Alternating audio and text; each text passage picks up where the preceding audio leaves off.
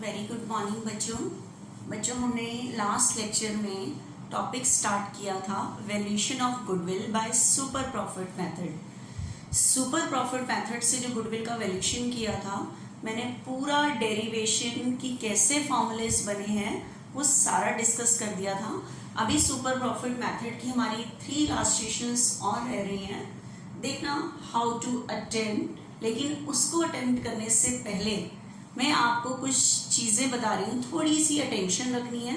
देखना कैसे अटेम्प्ट करना है। देखो बच्चे ध्यान से। बच्चे आपको पता है सुपर प्रॉफिट मेथड में एक नॉर्मल प्रॉफिट था। नॉर्मल प्रॉफिट के लिए आपको कैपिटल चाहिए थी। कैपिटल इन्वेस्टेड मतलब बिजनेस में जो कैपिटल लगी होती है। अभी तक जितने क्वेश्चंस थे उसके अंदर कैपिटल गिवन थी। अब एक चीज और समझना, आपको मैंने बताया था कि अमेरिकन सिस्टम के according there are 5 types of accounts. Accounts 5 types के होते हैं। Assets account, capital account, liabilities account, expense account, income account. लेकिन at the end of year जब प्रॉफिट एंड लॉस बनता है तो क्या होता है, एक्सपेंस सारे यहाँ डेबिट में आ जाते हैं। जब कौन सा अकाउंट बनता है, प्रॉफिट एंड लॉस, एक्सपेंस का डेबिट बैलेंस होता है, खत्म करने के लिए क्रेडिट करते हैं, ट्रांसफर हो जाता है प्रॉफिट एंड लॉस में, तो इसका बैलेंस खत्म हो जाता है जब ये हम ट्रांसफर करते हैं। उसी तरह से इनकम यहाँ क्रेडिट साइड में आ जाती है, इनकम का भी बैलेंस खत्म हो जाता है। तो हमारे पास कभी भी एक्सपेंस और इनकम का बैलेंस नहीं बचता। हमारे पास अकाउंट में जो बैलेंस बचते हैं वो 3 चीजों के बचते हैं, असेट्स, कैपिटल एंड लायबिलिटीज।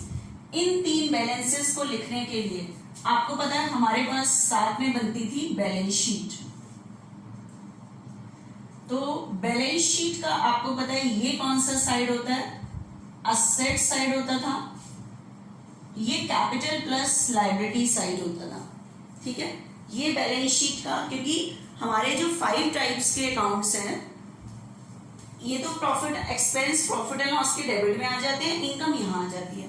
तो बैलेंस सिर्फ हमारे पास बचता है बस सिर्फ 3 चीजों का, असेट्स, कैपिटल एंड लायबिलिटीज।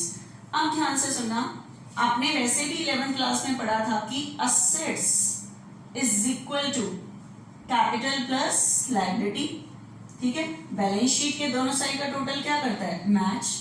अब आपको बिजनेस में कितनी कैपिटल लगी हुई है अगर ये निकालना हो तो आपको पता है, अगर आपको कैपिटल चाहिए आप असेट में से, क्योंकि आपको पता है यहाँ पे सारी क्या आती है, असेट्स, यहाँ पे लायबिलिटीज होती है, यहाँ पे कैपिटल होती है।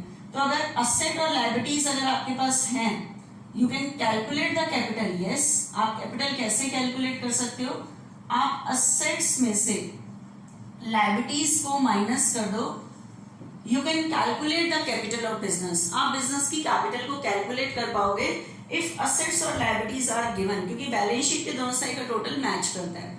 अब मेरी बात को, एक चीज को जरा सा ध्यान से रखना कि एक तो बैलेंस शीट में यहाँ पे असेट्स आती हैं, एक लायबिलिटीज आती हैं और एक कैपिटल आती है। बैलेंस शीट में आते हैं बच्चे बचे हुए बैलेंस। ठीक है, तो देखना एक बार, क्योंकि इसका नाम ही बैलेंस शीट है, तो जो हमारे पास 3 चीजों के बैलेंस बचते हैं वही बैलेंस शीट में आते हैं। तो देखना एक जरा सी एक एक्स्ट्रा चीज और बता रही हूं, उसको कैसे करना है।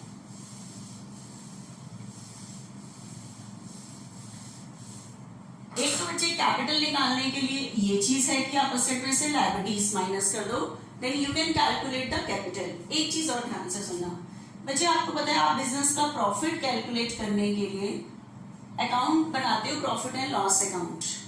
बच्चे प्रॉफिट एंड लॉस एक अकाउंट है, इससे प्रॉफिट भी कैलकुलेट हो सकता है, लॉस भी कैलकुलेट हो सकता है। प्रॉफिट एंड लॉस तो एक अकाउंट है, आप प्रॉफिट एंड लॉस कैलकुलेट करने के लिए एक अकाउंट बनाते हो, प्रॉफिट एंड लॉस अकाउंट। अगर इनकम साइड ज्यादा है, एक्सपेंसेस कम है तो प्रॉफिट होगा, एक्सपेंसेस ज्यादा है, इनकम कम है तो लॉस होगा। तो प्रॉफिट एंड लॉस तो एक अकाउंट है, इससे प्रॉफिट भी कैलकुलेट हो सकता है, प्रॉफिट भी कैलकुलेट हो सकता है और लॉस भी। Profit always shows credit balance, as you know कि प्रॉफिट का हमेशा क्रेडिट बैलेंस होता है। Loss always shows debit balance, loss का हमेशा कौन सा बैलेंस होता है, डेबिट। ठीक है। प्रॉफिट एंड लॉस तो एक अकाउंट है। प्रॉफिट एंड लॉस से प्रॉफिट भी कैलकुलेट हो सकता है, लॉस भी। Profit always shows credit balance, पता ही है आपको। Loss always shows debit balance, ठीक है। लेकिन बाई चांस अगर आपको क्लियर ना करे प्रॉफिट और लॉस, कह दे प्रॉफिट एंड लॉस का क्रेडिट बैलेंस, तो समझ जाना credit balance that means profit and loss shows the profit. Profit and loss से क्या निकला है? प्रॉफिट। प्रॉफिट एंड लॉस का डेबिट बैलेंस किसको शो करता है? लॉस को, अगर क्लियर नहीं करे। क्रेडिट बैलेंस प्रॉफिट और डेबिट बैलेंस लॉस। अब ध्यान से सुना बच्चे, प्रॉफिट एंड लॉस जो एक अकाउंट था उससे प्रॉफिट कैलकुलेट हुआ था, प्रॉफिट कैलकुलेट हुआ था 60,000। कितना प्रॉफिट कैलकुलेट हुआ था? 60,000 प्रॉफिट कैलकुलेट हुआ था। अब आपको पता है प्रॉफिट का कौन सा बैलेंस होता है? क्रेडिट। तो जो प्रॉफिट निकला है ये प्रॉफिट एंड लॉस का क्रेडिट बैलेंस है, ठीक है। बताओ प्रॉफिट पे किसका राइट होता है? पार्टनर का। अगर ऑनर से रिलेटेड कोई एक्सपेंडिचर नहीं है तो बताओ इस प्रॉफिट को कौन बांटेंगे? पार्टनर्स। बताना पार्टनर्स बांटेंगे तो कैसे होगा? बताना प्रॉफिट पार्टनर को कहाँ देते हैं? कैपिटल अकाउंट में। आप देखो ये जो प्रॉफिट है ये अप्रोप्रिएशन में आएगा, बटेगा तो पार्टनर में। तो मैं भी कोई मुझे एंट्री नहीं बतानी, बस मुझे एक चीज बतानी है कि ये प्रॉफिट बटना पार्टनर में ही होता है। तो प्रॉफिट निकला है 60, प्रॉफिट का क्रेडिट बैलेंस, तो ये प्रॉफिट एंड लॉस का क्रेडिट बैलेंस शो कर रहा है। अब मुझे ये पार्टनर को डिस्ट्रीब्यूट करना है, तो डिस्ट्रीब्यूट करेंगे, कैपिटल अकाउंट में ट्रांसफर करेंगे, तो प्रॉफिट का कौन सा बैलेंस है? क्रेडिट। डिक्रीज पे डेबिट, प्रॉफिट एंड लॉस का बैलेंस खत्म हुआ, ये जाता है एप्रोप्रिएशन में, एप्रोप्रिएशन से पार्टनर्स कैपिटल में। लेकिन अभी मुझे पूरा नहीं करके बता रही, मुझे सिर्फ ये डिस्ट्रीब्यूशन से रिलेटेड कुछ बताना है। आप मुझे बताओ अगर मैं 3 पार्टनर है तो सब में डिस्ट्रीब्यूट करूंगी तो 2 A's capital, 2 B's capital, 2 C's capital. तो अगर मैंने ये डिस्ट्रीब्यूट कर दिया तो अब मुझे बताओ प्रॉफिट एंड लॉस का कौन सा बैलेंस था? क्रेडिट। जब मैंने ये पार्टनर में बांटा तो ये डिक्रीज करने के लिए डेबिट हो गया, मतलब बढ़ गया, मतलब पार्टनर में ये प्रॉफिट क्या हो गया? डिस्ट्रीब्यूट। प्रॉफिट का क्रेडिट बैलेंस था, बढ़ते टाइम ये खत्म होने के लिए डेबिट हो गया, मतलब बैलेंस खत्म प्रॉफिट का, क्योंकि ये बढ़ गया। लेकिन बाई चांस अगर पार्टनर ने ये प्रॉफिट डिस्ट्रीब्यूट नहीं किया, प्रॉफिट डिस्ट्रीब्यूट नहीं किया, तो बताओ क्या होगा?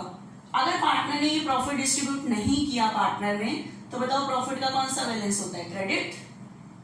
ये बढ़ा नहीं तो खत्म होने के लिए डेबिट ही नहीं हुआ। तो बताओ अगर ये प्रॉफिट नहीं बढ़ा तो प्रॉफिट का क्या बचेगा? बैलेंस। और बैलेंस कहाँ नजर आते हैं? बैलेंस शीट में, ठीक है। तो बताओ प्रॉफिट का कौन सा बैलेंस होता है? क्रेडिट। तो ये प्रॉफिट का बैलेंस आपको यहाँ पे पड़ा नजर आएगा, किस नाम से? प्रॉफिट एंड लॉस अकाउंट के नाम से, ऐसे। लेकिन ये क्यों क्रेडिट में? क्योंकि प्रॉफिट का क्रेडिट बैलेंस होता है और ये डिस्ट्रीब्यूट नहीं हुआ तो इसका बैलेंस बचेगा। बैलेंस कहाँ नजर आएगा? बैलेंस शीट की क्रेडिट साइड में, डेबिट साइड में नहीं, क्योंकि प्रॉफिट का क्रेडिट बैलेंस होता है। जिसका जो बैलेंस होता है बैलेंस शीट में उसी साइड में आता है।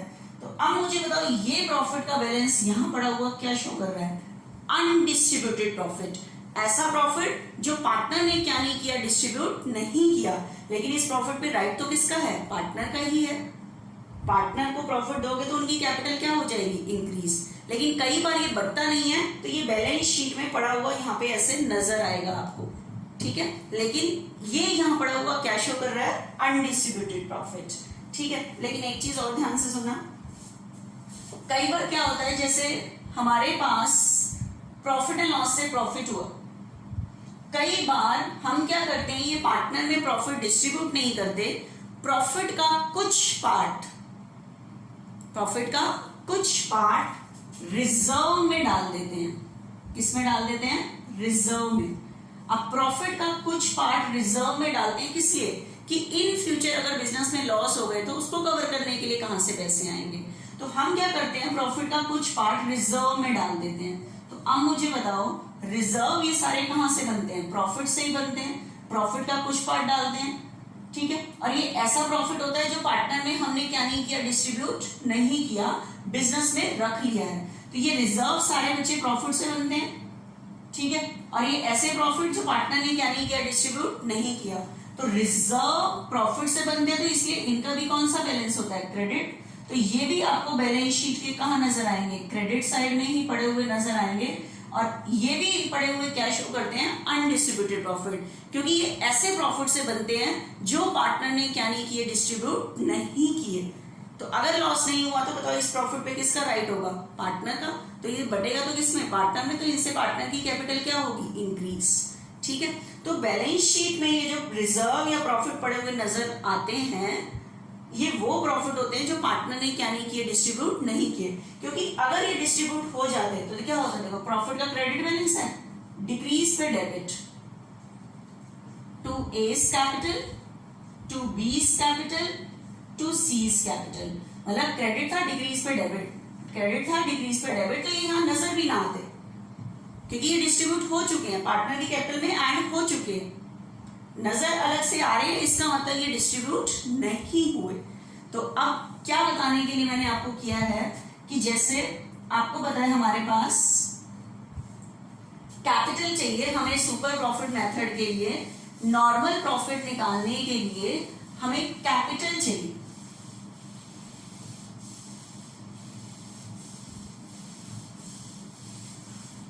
ठीक है, कि क्यों हम ये फॉर्मूले की डेरिवेशन हो रही है, देखना कैपिटल दो तरीके से निकल सकती है। ये जो मेरे पास बैलेंस शीट गिवन है, आपको पता है बैलेंस शीट में दो चीजें हैं बच्चे मेरे पास। ठीक है, बैलेंस शीट में बच्चे दो चीजें हैं मेरे पास। क्या, ये बैलेंस शीट है, असेट्स तो होती है, यहां लायबिलिटीज होती है और यहां कैपिटल। ठीक है, मान लो ये 8 लाख है, ये 1 लाख है, तो ये 7 लाख होगी और हमारी बैलेंस शीट का टोटल मैच करता है। Assets is equal to capital plus liability. लेकिन कई बार आपको यहां पे रिजर्व भी पड़े नजर आ सकते हैं, या प्रॉफिट और किसी नाम से भी नजर आ सकता है, नेट प्रॉफिट या प्रॉफिट एंड लॉस का बैलेंस या प्रॉफिट एंड लॉस एप्रोप्रिएशन का बैलेंस, कुछ भी नजर आ सकता है। क्योंकि अगर प्रॉफिट डिस्ट्रीब्यूट नहीं हुआ तो प्रॉफिट का क्रेडिट बैलेंस होता है, बचे हुए बैलेंस हमेशा बैलेंस शीट में नजर आते हैं। ठीक है, तो बाई चांस अगर आपके पास यहाँ पे रिजर्व है 1 लाख, तो ऐसे होगा बच्चे। ठीक है, अब मेरी बात को ध्यान से सुनना। अब आपको सम करने के लिए क्वेश्चन में कैपिटल चाहिए होती है नॉर्मल प्रॉफिट निकालने के लिए। अब आपके पास कैपिटल का आपको कि मैम ये यूज कर ले डायरेक्ट, नो, ध्यान से सुनना। मैंने बताया था assets is equal to capital plus liability. तो कैपिटल कैसे निकलेगी, या तो आप असेट्स में से कैपिटल कैलकुलेट करने के लिए आप क्या करो, असेट में से लायबिलिटीज को माइनस करो, असेट्स में से लायबिलिटीज को माइनस करो। बताओ असेट्स कितनी है, 8 लाख और लायबिलिटीज कितनी है, 1 लाख। तो बताओ मेरे पास कैपिटल कितनी निकल के आ रही है, 7 लाख निकल के आ रही है। जबकि आप डायरेक्ट बैलेंस शीट से कैपिटल से उठाओगे 6 लाख है। ठीक है, या आप कैपिटल कैसे यूज कर सकते हो, या तो असेट में से लायबिलिटी माइनस करो, या ध्यान रखो कैपिटल डायरेक्ट यूज नहीं करोगे, क्योंकि ये जो रिजर्व है, यहाँ पे रिजर्व होता है अनडिस्ट्रीब्यूटेड प्रॉफिट, ऐसा प्रॉफिट जो पार्टनर ने डिस्ट्रीब्यूट नहीं किया था, किसी वजह से बिजनेस में रख लिया था। लेकिन मुझे बताओ इस पे एट प्रेजेंट इस बैलेंस शीट के टाइम किसका राइट है, पार्टनर का। अगर मैं ये प्रॉफिट पार्टनर में डिस्ट्रीब्यूट करूं तो किसकी कैपिटल इंक्रीज होगी, पार्टनर की।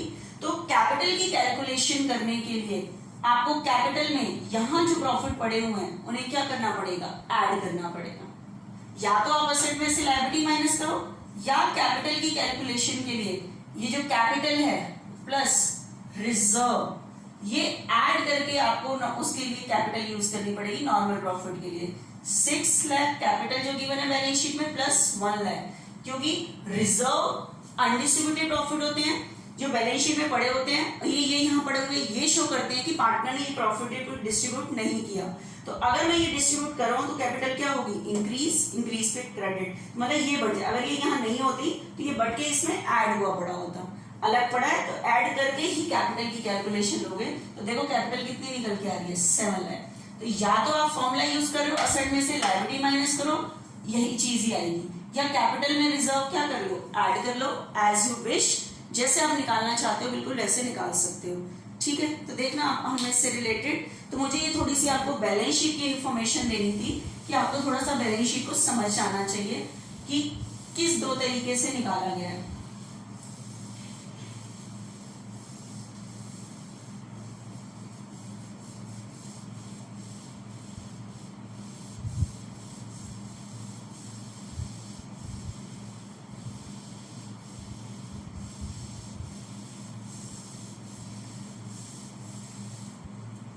देखना बच्चे ध्यान से।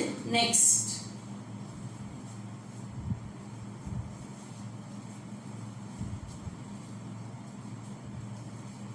आपके पास नेक्स्ट इलस्ट्रेशन आ रही है यहाँ पे।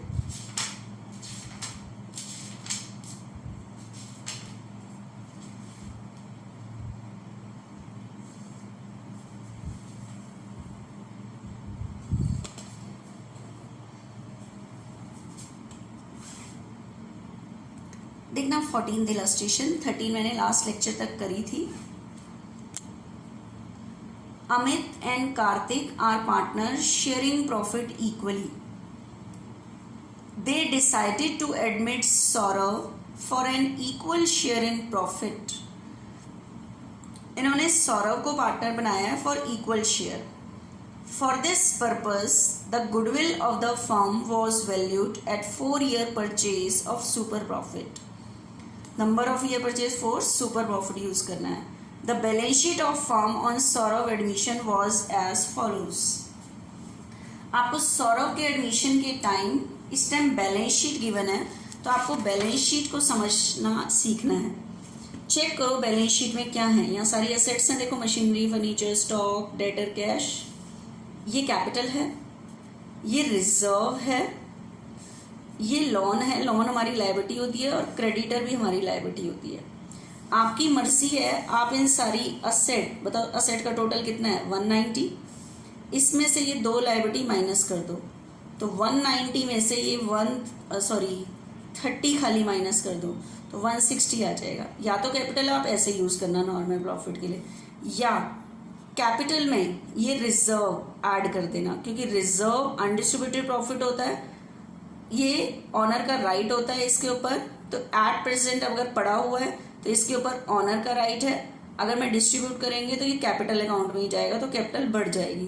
तो आपकी मर्जी है, आप कैपिटल 140 यूज नहीं करोगे तो कैपिटल में या तो रिजर्व को ऐड करो 160 लो, या असेट में से ये दो लायबिलिटीज क्या करो माइनस, तब भी कैपिटल आ जाएगी। The normal rate of return is 12%। Normal rate of return 12% है। Average profit of firm for last 4 years, last 4 years के एवरेज प्रॉफिट आपको कैलकुलेटेड दिए हैं 30। Calculate Saurav share of goodwill, Saurav का गुडविल का शेयर निकालो। ठीक है, देखना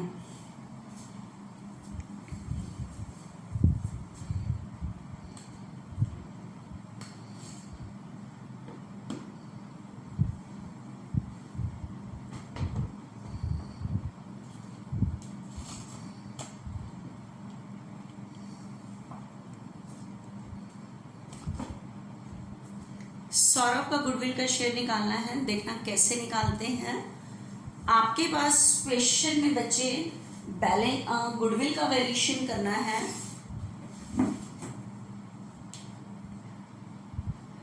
सुपर प्रॉफिट मेथड से, ठीक है। तो आप सबसे पहले लिखो गुडविल का formula, goodwill super profit into number of year purchase.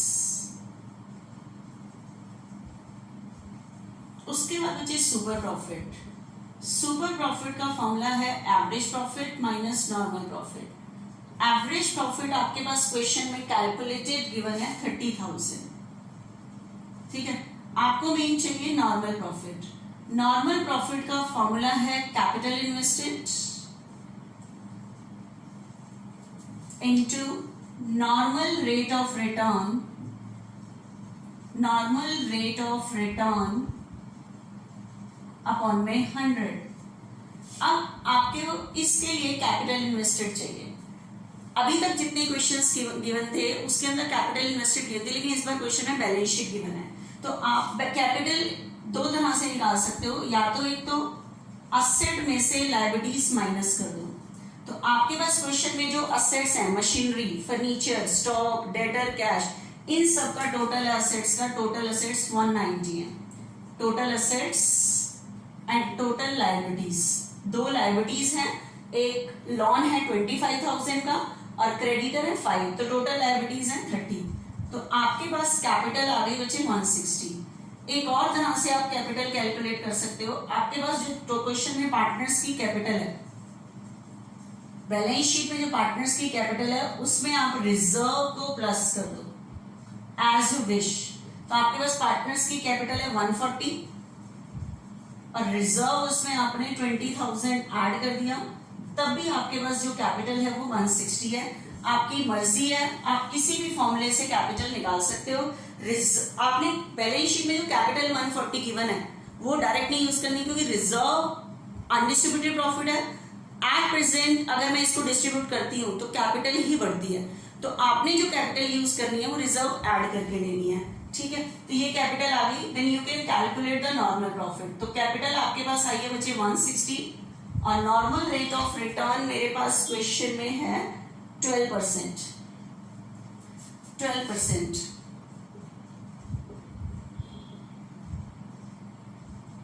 19,200 ये आ गई। ठीक है, उसके बाद हम निकाल सकते हैं सुपर प्रॉफिट। सुपर प्रॉफिट का formula average profit minus normal profit.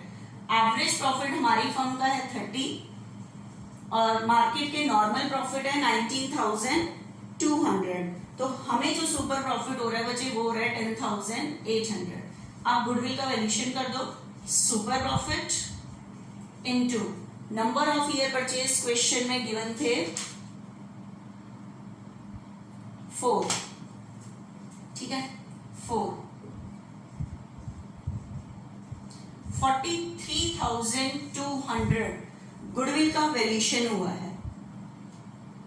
ठीक है, अब मुझे बताओ, आपको पता है ये जो फॉर्मूले से आप गुडविल का वैल्यूएशन करते हो वो किसी बिजनेस की गुडविल का वैल्यूएशन करते हो। ठीक है, ये पूरे फर्म जो हम बिजनेस चला रहे हैं उसकी गुडविल है।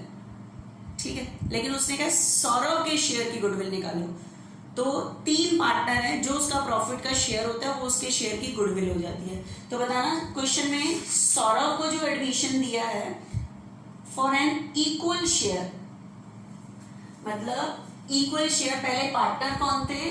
अमित, कार्तिक, अमित एंड कार्तिक। इनकी प्रॉफिट शेयरिंग रेशियो 1:1 थी। सौरभ को जो एडिशन दिया वो कह रहा है इक्वल शेयर के लिए।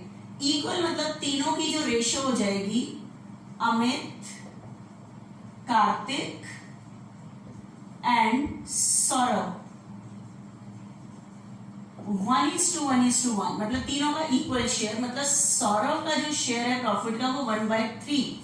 तो सौरभ के शेयर की, क्योंकि फॉर्मूले से जो गुडविल का वैल्यूएशन होता है वो फर्म की गुडविल होती है, उसने क्वेश्चन में गुडविल का वैल्यूएशन करने के बाद बोला है सौरभ की गुडविल का वैल्यूएशन करो। तो सौरभ शेयर ऑफ गुडविल,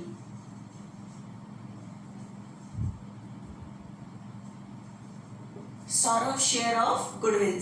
ठीक है, सौरभ के शेयर की गुडविल का वैल्यूएशन करना है।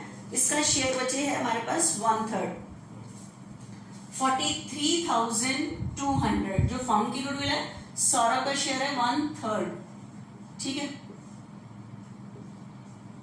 14,400। तो सौरभ के शेयर की गुडविल आई 14,400।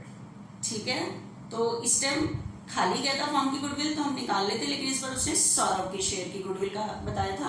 प्लस इसके अंदर मैंने आपको थोड़ा सा बैलेंस शीट को आइडेंटिफाई करके बताया कि क्या है बैलेंस शीट में। ठीक है, देखना एक बार ध्यान से जरा सा।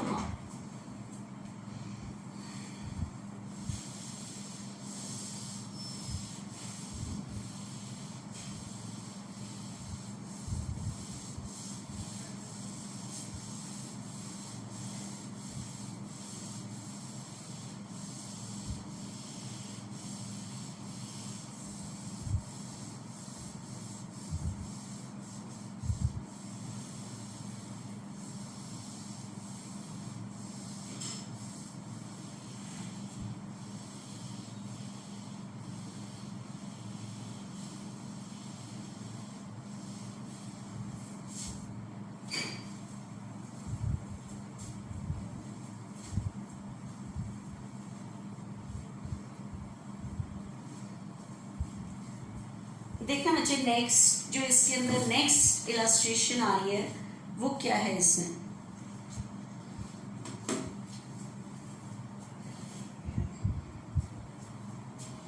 आपके पास क्वेश्चन में है on 1 April 2020 an existing firm had asset 75। एक फर्म में असेट 75 है इंक्लूडिंग कैश, कैश इसमें इंक्लूड है, अलग से नहीं है, असेट में ही टोटल असेट ही 75 है। The partners capital showed a balance 60, partner की कैपिटल कितनी है 60 and reserve constituted the rest, बचा हुआ रिजर्व है। अभी मैं बोर्ड पे बताती हूँ क्या चीज है। If normal rate of return is 10%, normal rate of return कितनी है 10%, goodwill of the firm is valued at 24,000, firm की गुडविल का कितना वैल्यूशन हुआ 24, आपको कैलकुलेटेड गुडविल दी हुई है at 4 year purchase of super profit, कौन से मेथड से वैल्यूशन हुआ है super profit. Find out the average profit of firm. बच्चे इस क्वेश्चन में एवरेज प्रॉफिट फाइंड आउट करना है, लेकिन देखना एक बारी बच्चे, इस क्वेश्चन में जो एवरेज प्रॉफिट फाइंड आउट करना है, आप मुझे ये बताओ एवरेज प्रॉफिट कैसे कैलकुलेट होता है। आपके पास बहुत सारी फर्म के प्रॉफिट गिवन होते हैं, उनका आप टोटल करते हो divided by number of years करते हो, then you can calculate the average profit. उसी के बाद आप एवरेज प्रॉफिट कैलकुलेट करते हो, ऐसे ही करते हो।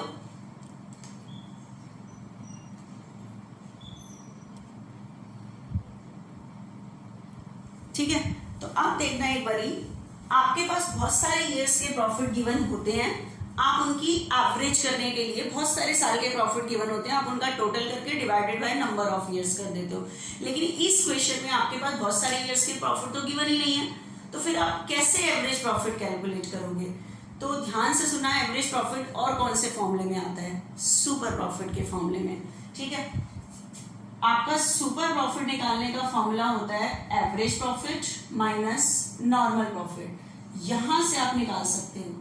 तो आप एवरेज प्रॉफिट कैसे निकाल सकते हो, super profit plus normal profit, इसको यहां ले जाओ तो ये आपका एवरेज प्रॉफिट निकाल सकते हैं यहां से। ठीक है, लेकिन अब सुपर प्रॉफिट कैसे निकलेगा, आपके पास क्वेश्चन में गुडविल का वैल्यूएशन हुआ पड़ा है सुपर प्रॉफिट मेथड से, super profit into number of year purchase.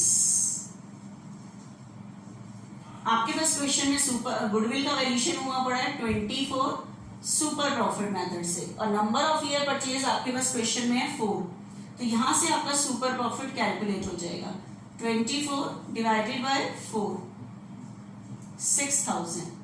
ठीक है, तो एक चीज तो आपकी कैलकुलेट हो गई सुपर प्रॉफिट।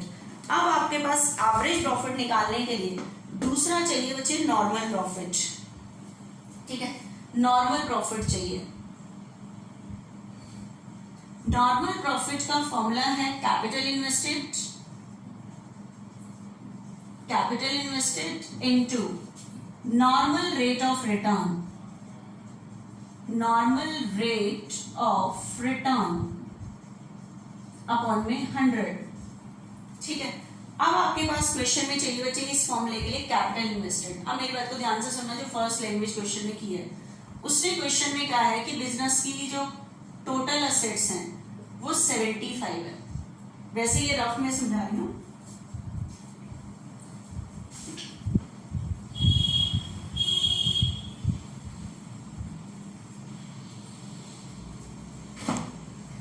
कि जो टोटल असेट्स हैं वो 75,000 है, और कह रहा है इंक्लूडिंग कैश, कैश इसमें इंक्लूड है।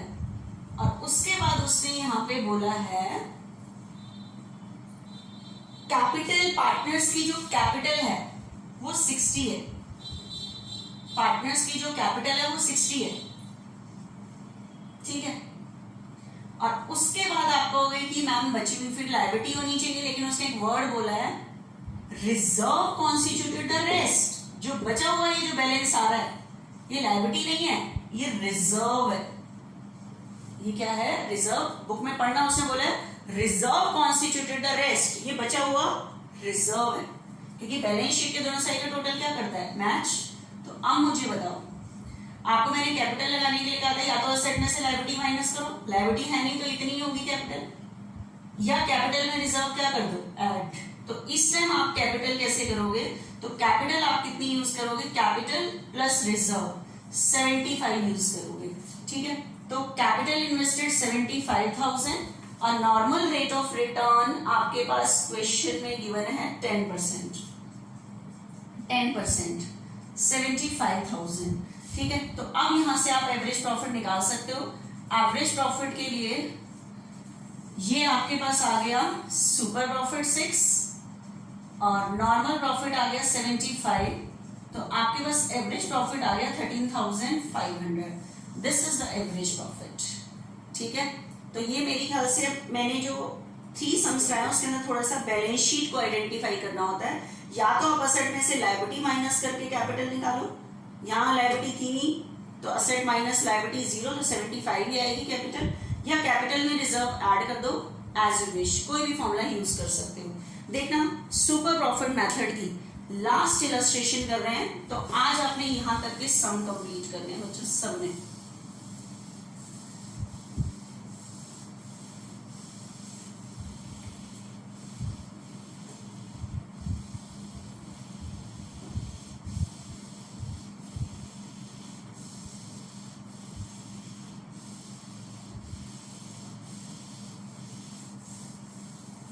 देखना मुझे नेक्स्ट लास्ट इलस्ट्रेशन है हमारे पास सुपर प्रॉफिट मेथड की।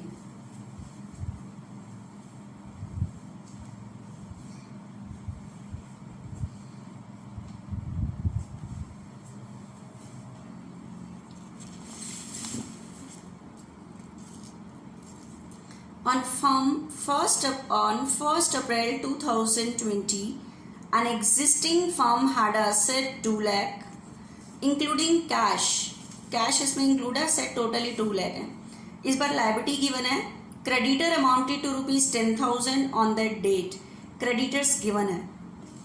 Partners capital showed a balance 160, partner की कैपिटल 160 है, while general reserve amounted to ₹30, general reserve कितना है 30, वही reserve. If the normal rate of return is 15% and the goodwill of the firm is valued 36,000, firm की goodwill का valuation 32 है at 3 year purchase of super profit. कौन से method से हुआ है, सुपर प्रॉफिट। लास्ट क्वेश्चन की तरह ही है, फाइंड आउट एवरेज प्रॉफिट। क्या निकालना है हमने, एवरेज प्रॉफिट निकालना है, ठीक है। तो आपको पता है एवरेज प्रॉफिट के लिए बहुत सारे ईयर्स के प्रॉफिट गिवन होते हैं, लेकिन इस टाइम बहुत सारे ईयर्स के प्रॉफिट गिवन नहीं है, तो हम एवरेज प्रॉफिट सुपर प्रॉफिट वाले फॉर्मूले से ही कैलकुलेट करेंगे, ठीक है। तो सेम लास्ट उसकी तरह ही है हमारे पास, मुझे सुपर प्रॉफिट के फॉर्मूले से एवरेज प्रॉफिट निकालना है, average profit minus normal profit, तो मुझे चाहिए एवरेज प्रॉफिट। एवरेज प्रॉफिट का फॉर्मूला बनेगा super profit plus normal profit, क्योंकि इसमें प्लस कर दूंगी, तो ये चीज चाहिए मुझे, लेकिन इसके लिए चाहिए सुपर प्रॉफिट। सुपर प्रॉफिट निकलेगा गुडविल के फॉर्मूले से, क्योंकि गुडविल कैलकुलेटेड दी हुई है सुपर प्रॉफिट मेथड से। Super profit into number of year purchase, number of year purchase, ठीक है। तो गुडविल हमारे पास इस क्वेश्चन में कैलकुलेटेड दी हुई है 36,000 सुपर प्रॉफिट मेथड से, और नंबर ऑफ ईयर परचेज दिए हुए हैं आपको 3, तो सुपर प्रॉफिट यहां से कैलकुलेट हो जाएगा 36 डिवाइडेड बाय 3, 12,000, ठीक है। ये कैलकुलेट हो गया बच्चे सुपर प्रॉफिट। उसके बाद मुझे चाहिए नॉर्मल प्रॉफिट। नॉर्मल प्रॉफिट के लिए मुझे चाहिए होती है capital invested, capital invested into normal rate of return upon में 100, अपॉन में 100, normal rate of return upon में 100। लेकिन आपको पता है जो मैंने इन लेक्चर में मेन हमें दिक्कत आ रही है कैपिटल में, तो कैपिटल के लिए एक बार देखो, उसने आपके पास इस क्वेश्चन में बोला है कि जो असेट्स गिवन है, ये सिर्फ समझाने के लिए बैलेंस शीट बनानी नहीं है, असेट्स गिवन है 2 लाख, क्रेडिटर होती है बच्चे मेरी लायबिलिटी 30,000, पार्टनर्स की कैपिटल उसने बोली है बच्चे 160 और असेट में उसने कैश कह रहा है 4000 इसके इंक्लूड ही है, ये 160 है, ठीक है। और रिजर्व का भी क्रेडिट बैलेंस होता है क्योंकि प्रॉफिट से बनता है 10। देखो आपकी बैलेंस शीट मैच कर रही है। अब आपकी मर्जी है, आप इस फॉर्मूले के लिए जो कैपिटल इन्वेस्टेड है, या तो आप असेट में से लायबिलिटीज माइनस करो या कैपिटल में रिजर्व ऐड कर दो, एज यू विश, जो भी आपकी मर्जी है, ठीक है। तो कैपिटल के लिए आप क्या करोगे, कैपिटल इन्वेस्टेड के लिए या तो असेट में से लायबिलिटी माइनस कर दो या कैपिटल में रिजर्व ऐड कर दो, जैसे आपकी मर्जी है। असेट में से लायबिलिटीज माइनस करो, असेट्स हैं 2 लाख, लायबिलिटीज हैं 30, तो आपके पास 170 यूज करोगे, ठीक है। या आपकी मर्जी है, आप कैपिटल में रिजर्व ऐड कर दो, इससे भी आप कैपिटल कैलकुलेट कर सकते हो यहां पे, ठीक है। रिजर्व, एक मिनट बच्चे, आपके पास बच्चे क्रेडिटर 10,000 है और रिजर्व 30 है, ठीक है। ये 190, तो या तो आप 190 ऐसे निकाल लो कैपिटल में रिजर्व ऐड करके, या असेट में से लायबिलिटीज क्या कर दो माइनस, जैसे आपकी मर्जी है। तो आपके पास लायबिलिटी कैपिटल निकल के आई 190, नॉर्मल रेट ऑफ रिटर्न थी बचे 15%, तो आपके पास ये निकल के आया 28,500, this is the normal profit. Now you can calculate the average profit. Super profit is 12,000, normal profit is 28,500, ठीक है, 28,500, ठीक है। तो बताओ मेरे पास टोटल कितना आ जाएगा, ये 40,500, ये हो गया हमारा एवरेज प्रॉफिट, ठीक है। तो बच्चे मैंने इस लेक्चर में सुपर प्रॉफिट मेथड के आपकी सारी इलस्ट्रेशन समझा दी आपको। कल हम कैपिटलाइजेशन मेथड, गुडविल के वैल्यूएशन का लास्ट मेथड करेंगे, ठीक है बच्चे। आज ही कंप्लीट कर लेना।